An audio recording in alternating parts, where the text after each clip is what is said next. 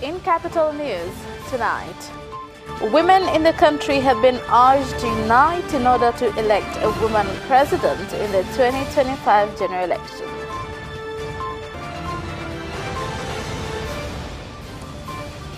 Police have arrested more than 500 youth in Kilimanjaro region.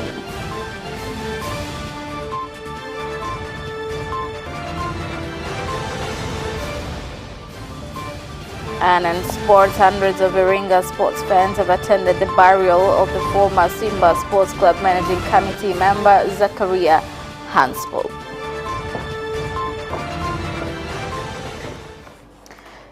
Good evening, this is Capital News at 9:30. My name is Khadija Zimbwe. First, the national news.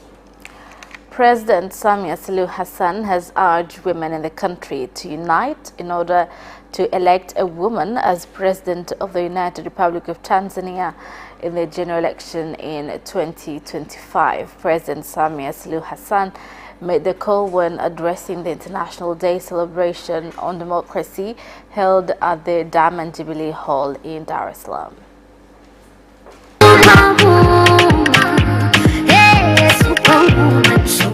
Leo hapa mmempa tunzo rais wenu. You have awarded your president, the female president. But I want to tell you that we have not yet put a female president. Because this female president is here because of God's will and according to constitutional requirements. The only efforts made was to force for a female vice president. That was a valid contribution of women in leadership. Now, my fellows, a female president shall be put in power in 2025. In 2025, when we shall work well and remain united to put a female president on the map, when we meet here again, it will indeed be a great celebration. Demokrasia pamoja na kukubalika misingi fulani kimataifa. Democracy has no formula, but rather it depends on traditions, norms, constitutions, laws, and guidelines of cultures and governments. In large extent, Tanzania is doing well on issues of democracy. Kimila na kitamaduni lakini pia ya kiserikali. Oh Tanzania, Mama Samia, wimbo wote. Rais wa Tanzania, Mama Samia, rais wa Tanzania. Twende pamoja, pamoja na Rais Samia.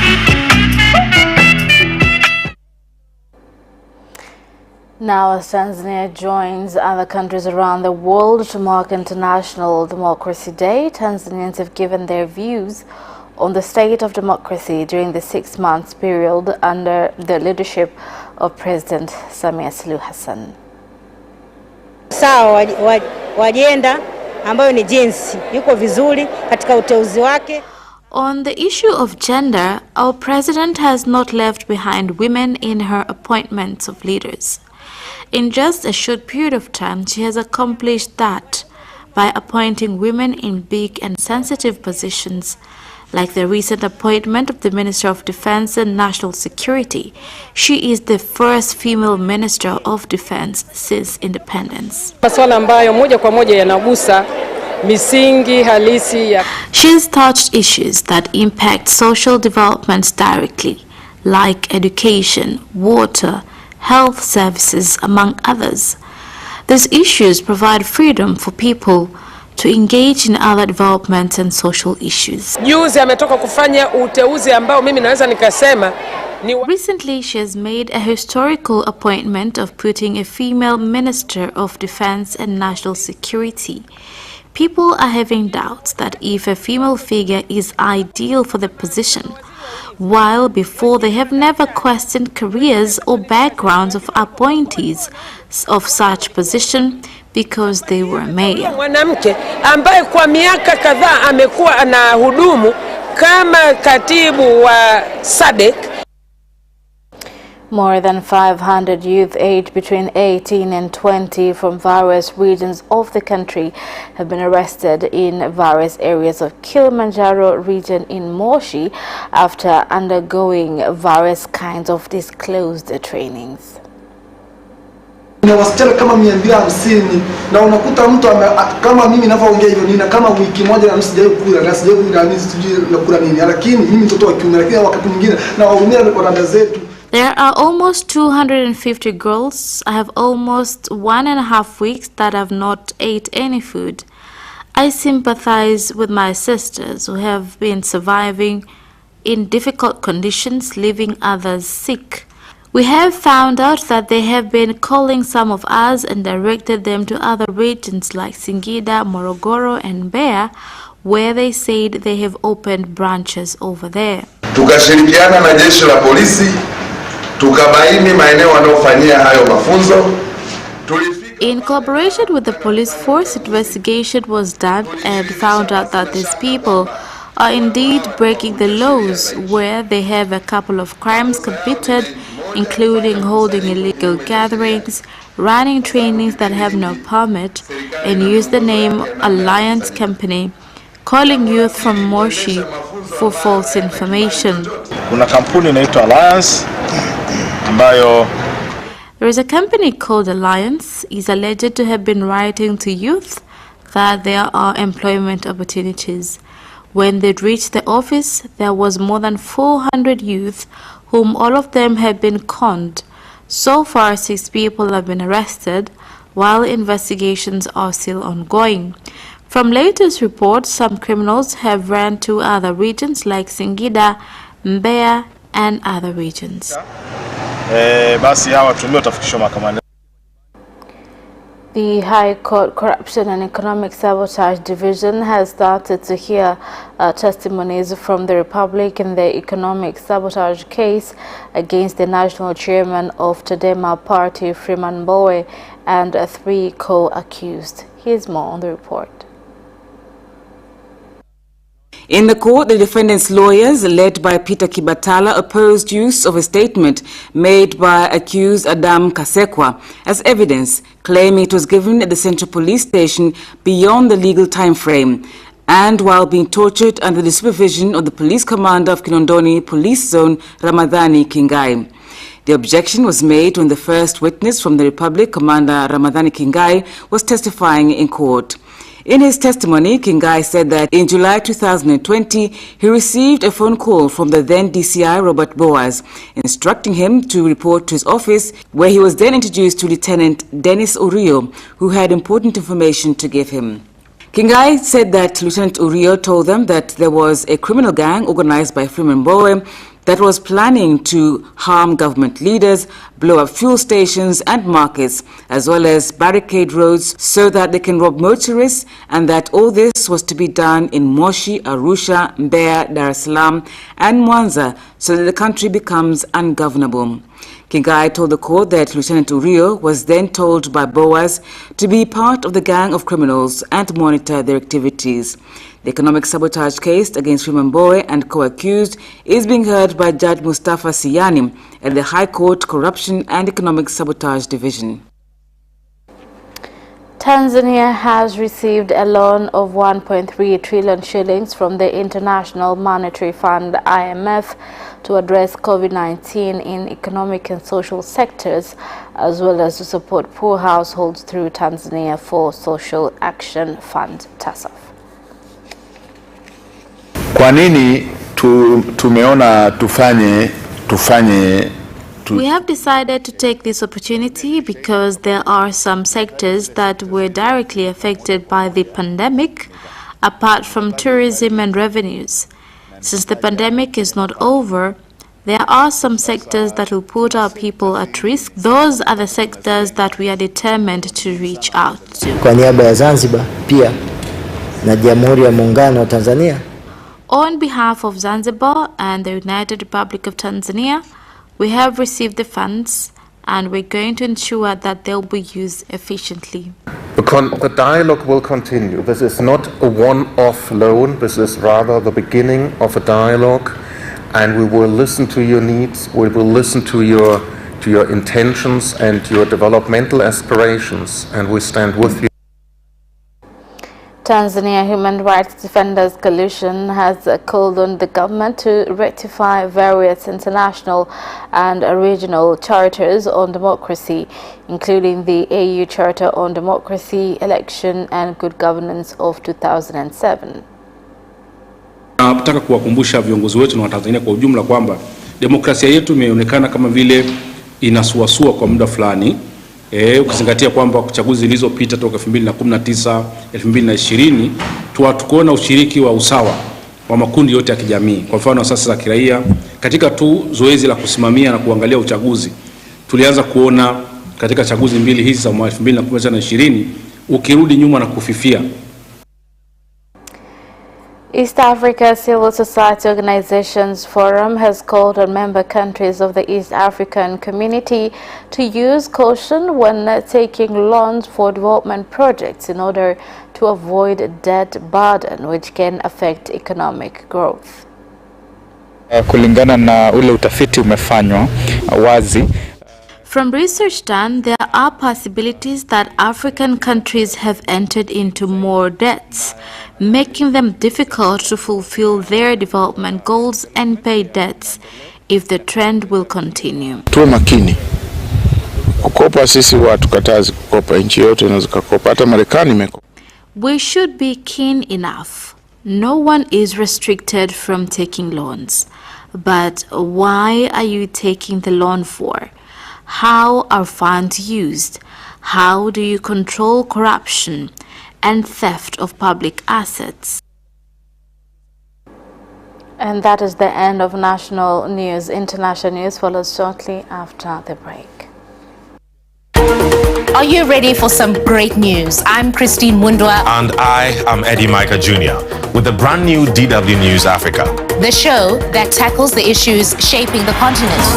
Now with more time to offer an in-depth look at all the trends that matter to you. What's making the headlines and what's behind them? We're on the streets to give you in-depth reports and insights. DW News Africa.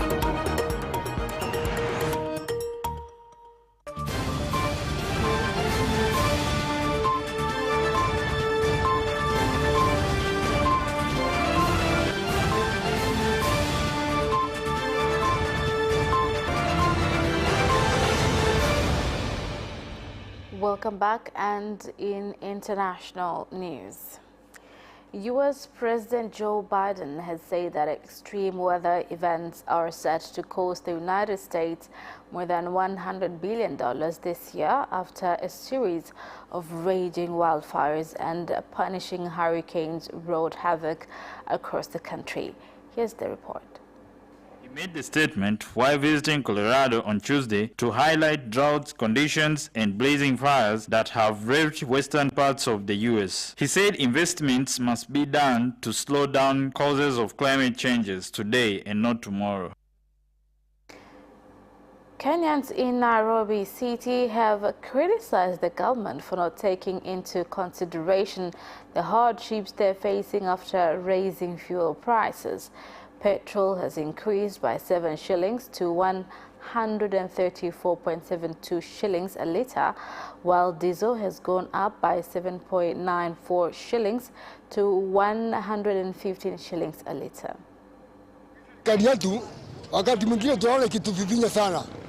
Na hasa wafanyabiashara kama sisi, kama saa hii wakati wa corona watu wengine wamekosa kazi. So ningeuliza sasa, ile serikali tunastahili tuchague wakati huu, ama ile serikali tungetaka tuwe nayo ni serikali inajali mwananchi wa kawaida. Now, Germany's vaccination numbers are good, but health officials not good enough. That is why the country has kicked off a vaccine action week this week in hopes of encouraging more people to get the shot. To hear more about what is in store to entice the unvaccinated, let's join William Glucroft, correspondent with our partner Deutsche Welle in Berlin. William, what exactly is the Vaccine Action Week all about? Yeah, it's a big week here in Germany. It's the first coordinated nationwide action week. Different kinds of offers and campaigns going on all around the country to try to encourage the still unvaccinated people, like as you noted, about 40% unvaccinated people who still to go get their shots.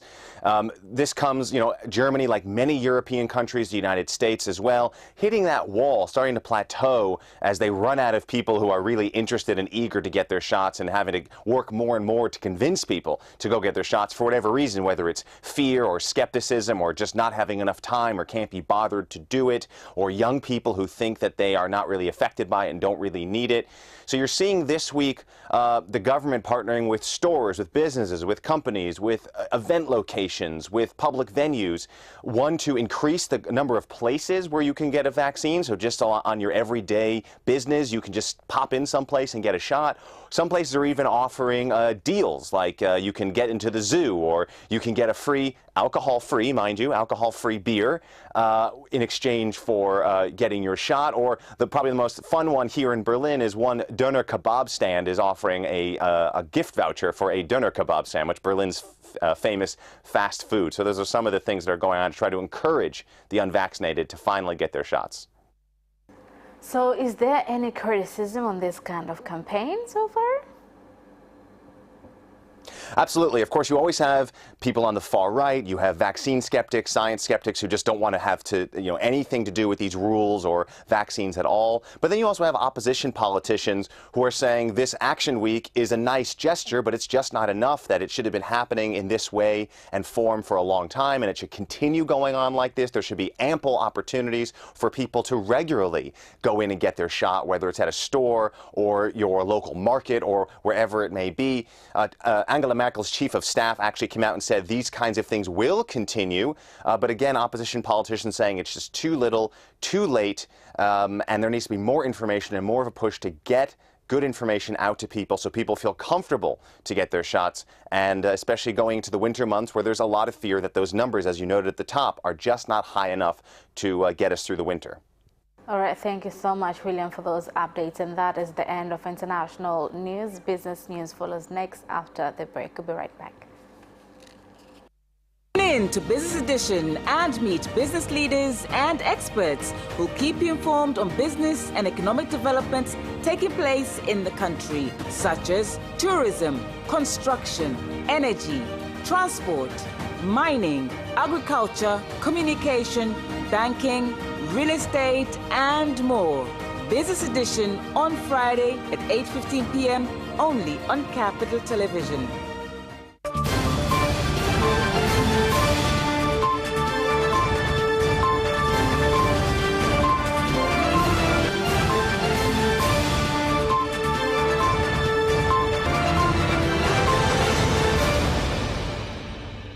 Welcome back, and in business news.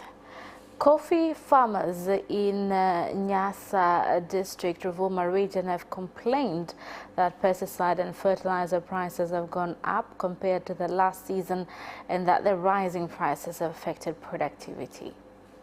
Zao la kahawa ni pembejeo kuwa na bei juu. The main challenge of this crop is agriculture inputs being expensive. I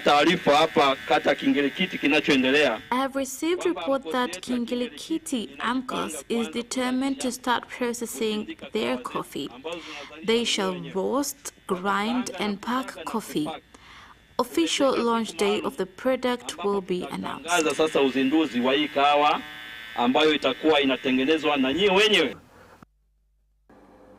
Mobile phone company Tigo has started providing loans to small entrepreneurs through the Tigo Nivushe service, being efforts to support the government in ensuring small entrepreneurs get access to loans. There are more than 2,700 winners, agents who have won cash. As Tigo company, we have given the winners more than 260 million shillings to celebrate with our agents in order for them to continue working with us and give good services to customers as what they do every day.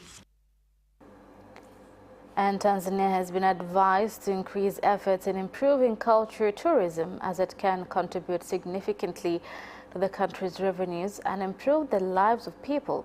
This was said by travel agents from Georgia after visiting Ngorongoro district, Arusha region.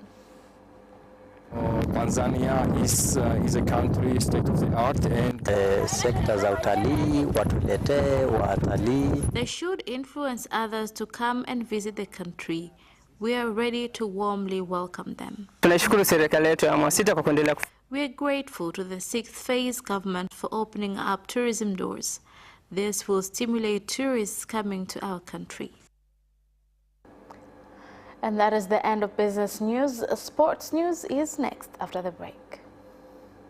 Away first time, good start from Bolt. Bolt leading a moment and going away. Gay trying to go with him and he's going to be dragged through to second place, but he's going to win it by 2 meters.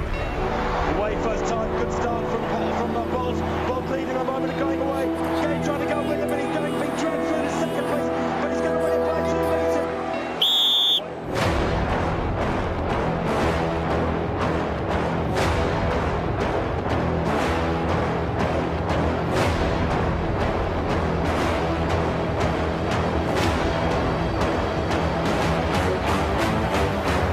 Opposition, Joaquinho, he did lose some length.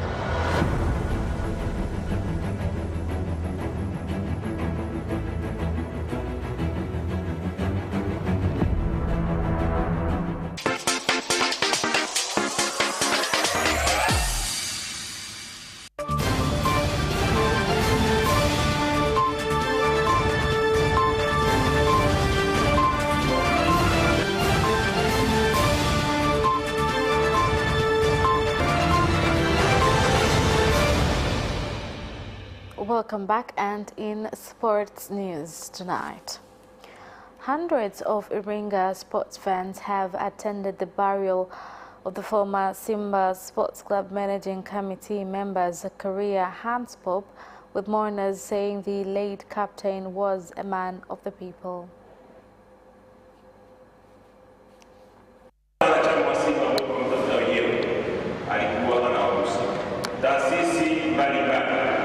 As a member of Simba Sports Club, who are looking for him themselves, he was ready to help them. Individually, various institutions and various football clubs here in Iringa, they were also beneficiary. There was a football club he helped as well as he was helping the church. So, we who are left should continue pray to God that he will forgive his sins.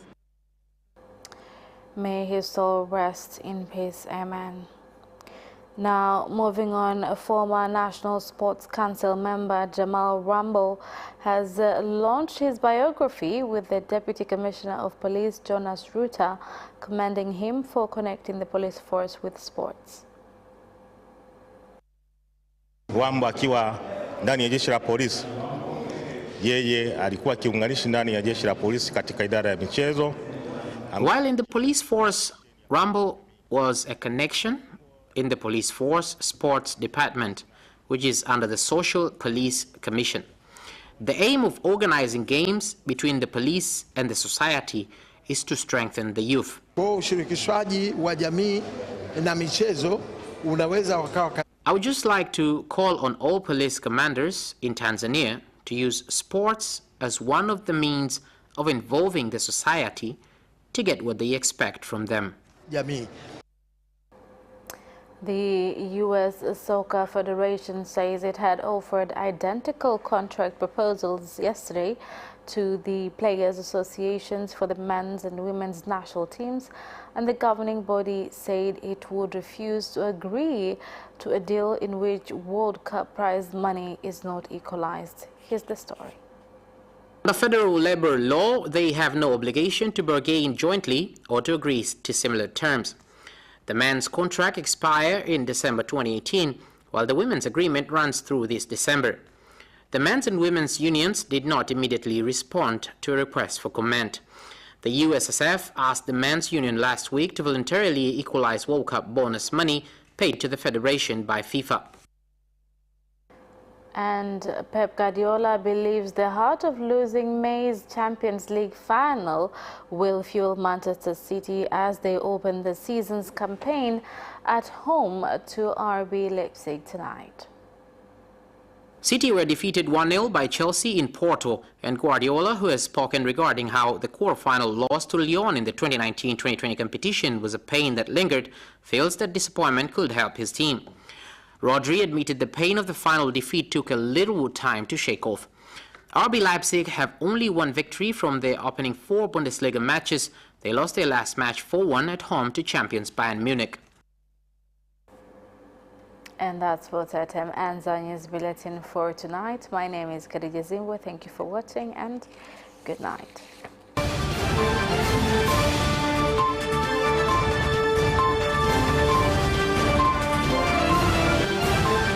Media accounts, YouTube Capital TV and Facebook Capital Television Tanzania from Monday to Friday at 9:30 p.m. Don't forget to subscribe and put notification on. Miaka 9 iliyopita, dunia imekuwa ikibadilika sana, hata kabla ya uvumbuzi wa viwanda.